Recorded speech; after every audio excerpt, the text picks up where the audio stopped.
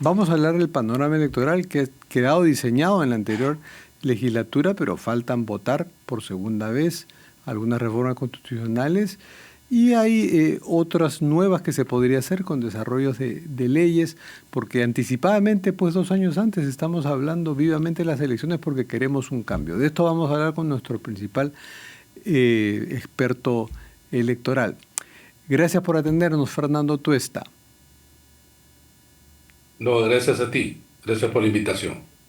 Fernando, decíamos pues que en la anterior legislatura que acaba de acabar y hemos visto el viernes pasado cómo se ha elegido con 95 votos, que es bastante, a Eduardo Salguana en la lista esta del Bloque Democrático, que ha diseñado Ujú. un terreno electoral que pues se ha tratado de que sea provechoso para las bancadas que estén en el Congreso y han obligado a correr así con sus afiliaciones a los nuevos partidos. ¿Qué se debe esperar en los próximos meses y hasta cuando se puedan hacer cambios en la legislación electoral, que me parece que es hasta un año antes de las elecciones, ¿no? ¿Qué se puede esperar? A ver, ya lo que tenemos claro es que los candidatos presidenciales tienen que estar en estos partidos inscritos o por inscribir hasta el 12 de julio. Es lo único en realidad seguro.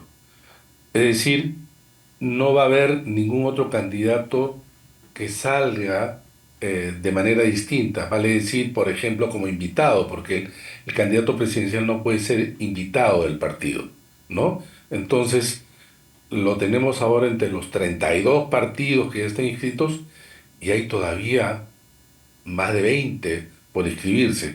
Pero incluso esos que están por inscribirse han tenido que eh, presentar sus padrones el 12 de julio. Y sí Es valen. decir, el 12 de julio, en el 12 de julio, con los padrones del 12 de julio, están los candidatos, digamos, presidenciales. Ese es lo primero, ¿no? Efectivamente, un año antes de la elección, vale decir en abril del próximo año, es la fecha límite para modificar las reglas Ahí electorales. sí ya no puede Vale cambiar decir que ninguna. así es. Bueno, salvo que el Congreso decida cambiar esa ley, que Ah, también lo puede hacer. también podría cambiar esa ley que impide Claro, que hasta un año antes hayan cambios. sí, claro. Sí, porque no es una modificación constitucional, ¿no? Entonces simplemente la podría modificar. Pero bueno, de acá hasta abril, digamos que así sea, hay algunas cosas muy necesarias que tiene que hacer el Congreso. Y ya no digo evaluando lo que ha hecho, sino lo que tiene que hacer. Lo que tiene que hacer son leyes de desarrollo constitucional referidas a justamente la bicameralidad. Y esto quiere decir, para empezar, ¿cuántos diputados y cuántos senadores vamos a tener? Se suele repetir que son 130 diputados y 60 senadores, pero eso puede cambiar, porque dice al menos o como mínimo 60 y 130. Simplemente el Congreso podría decir, por ejemplo, que cada cierto número de electores es un senador o un congresista o diputado, y entonces el número puede crecer, Ya, o sea, ¿no? Eso lo eso ha tiene que quedado determinar. indefinido y tiene que definirse sí o sí. Claro, está bien que además la ley así lo señale, porque colocar el número en la Constitución, como ocurrió en la última, en este último periodo, del 93 en realidad, es que estaba fijado en la Constitución. Ahora no. Ahora lo que dice la Constitución es el mínimo y que la ley justamente precise el número. Entonces debe precisar el número. Y luego, ¿cómo se eligen? Y claro, uno puede decir, sí, pues diputados en función a los departamentos región, pero no es tan fácil, pero podría aprovecharse, por ejemplo, de la siguiente manera. No solamente distribuir, digamos que sean 130, ¿ya? No solamente distribuir en relación a las regiones de departamentos, sino aprovechar para hacer lo siguiente. Debe, se necesita, es imperioso que Lima se divida en varias circunscripciones. es necesario que así sea, porque el número que tenemos ahora, que es el mayor siempre, por cierto, porque treinta y tratarse del seis tercio de la treinta y seis población. diputados, ¿no? 36 34, congresistas. digamos, pero digamos, es siempre repetido esta frase, ¿no? Cuando muchos representan a muchos, se diluye la representación, ¿no? Por eso es que los limeños no se sienten representados, porque nunca buscan ni saben siquiera quiénes son sus representantes, Claro. ¿Quién es nuestro ni los congresista? representantes. No, y nunca dicen, por ejemplo, uno no ha escuchado que algún congresista de Lima diga, yo hablo en nombre de los limeños, como si puede ocurrir de las otras regiones. Es necesario dividir. Yo creo que debía dividirse en 12 unidades, de tal manera que cada circunscripción debiera de tener, digamos, 3 o 4 congresistas. Entonces tú conoces quién es, ¿no? Y puedes justamente eh, ir hacia él para canalizar, pues, las demandas de los distintos unidades que debe ser dividida Lima. Ese es un tema. El segundo tema va en el caso de senadores. La Constitución dice debe haber un senador en cada circunscripción y lo que queda es una circunscripción única. Ese diseño para mí no me gusta porque arrastra la idea que los de la circunscripción única son los grandes senadores, ¿no? Y digo que se arrastra incluso del año 79 porque la Constitución, en sus disposiciones transitorias, decía que se elige por circunscripción única el Senado, pero esta parte se olvida. Dice, en tanto no se creen regiones. Entonces la idea era que una vez que se creen las regiones, se iba a elegir por regiones el Senado. En el 93, como había una sola Cámara, esto no sucede. Pero entonces voy a lo siguiente. Eh, si es que hacemos esta distribución de uno, digamos serían 27, 60, imaginemos que se queda 33 en un bolsón.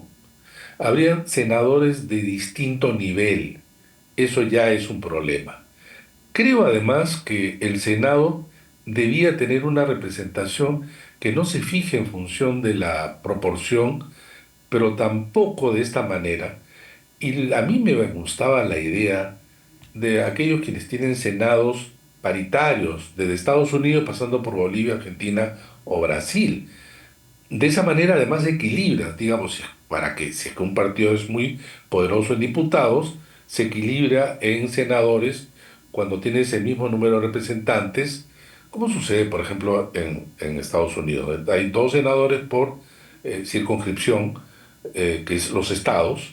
No, es igual California, que tiene 2, o Hawái, que tiene 2, ¿no? Entonces, ¿por qué? Porque la representación es la de la unidad administrativa política inmediatamente por debajo, ¿no?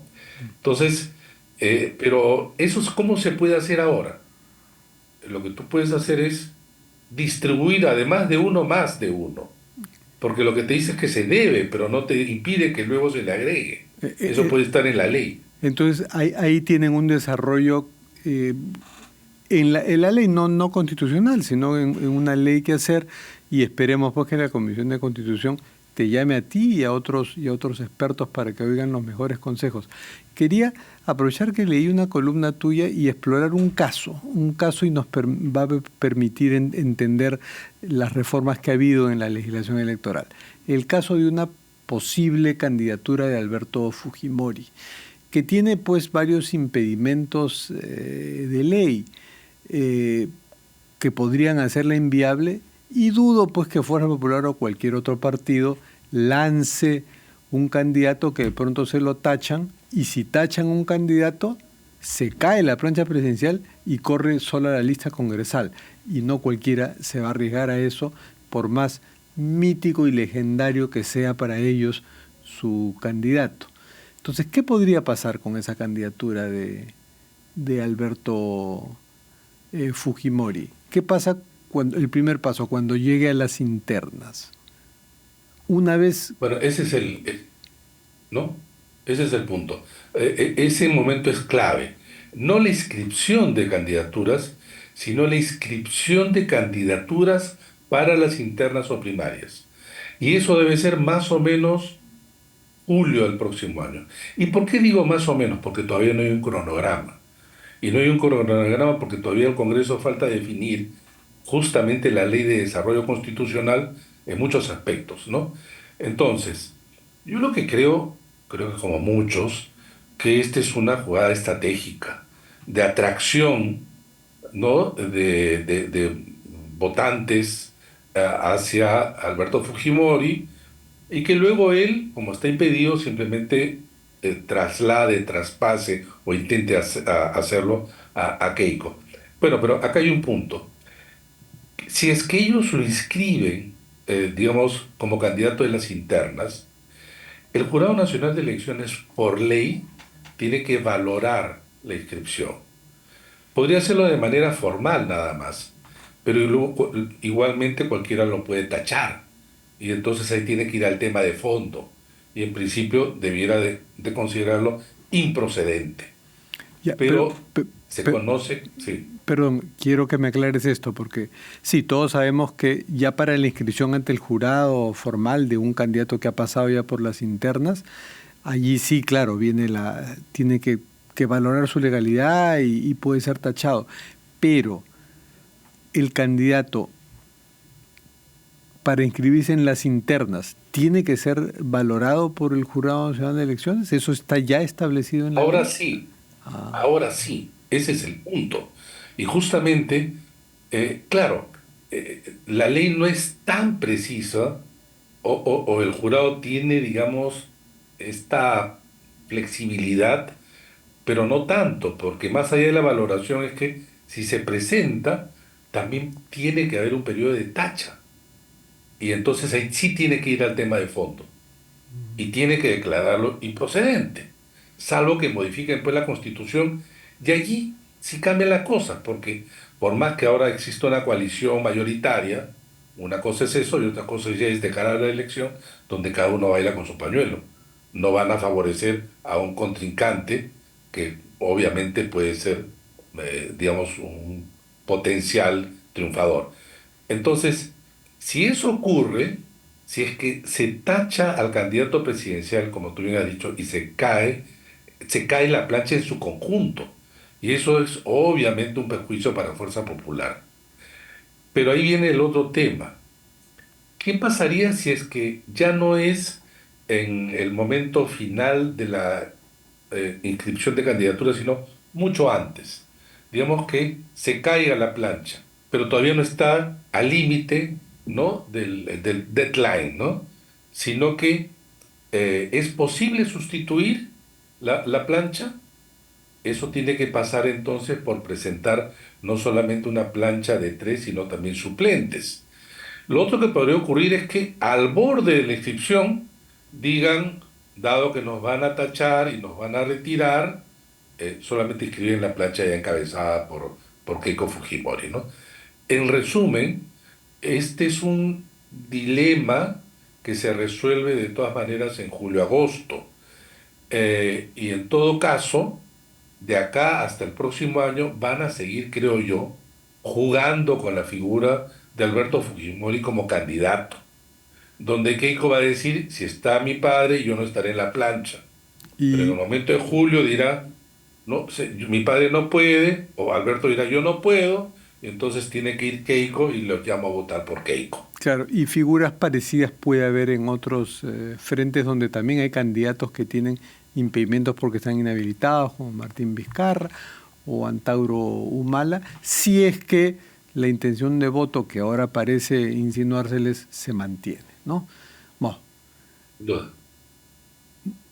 Sí, esa fecha, por lo tanto, de inscripción de candidatura de las primarias es clave para eh, conocer quiénes van a seguir corriendo en adelante. Previamente, y ese es un punto fundamental que va a ser el segundo semestre también del próximo año, es el límite de inscripción de partidos. Ese es previo a las primarias, el límite de inscripción de partidos. Y luego viene el límite de inscripción de alianzas, donde todos creemos de que va a haber una confluencia, porque si cada uno va a correr por su lado, la verdad que las posibilidades de ganar son pocas, Sí, pues ¿no? todos Sobre todo los partidos. apostemos a las alianzas y bueno, espero que pronto presencialmente podamos seguir conversando de estos temas contigo. Muchas gracias, Fernando Bueno, Tuesta. no, gracias a ti, Eh, igualmente. Hasta luego. y nos vemos dentro de una pausa en Nunca es tarde.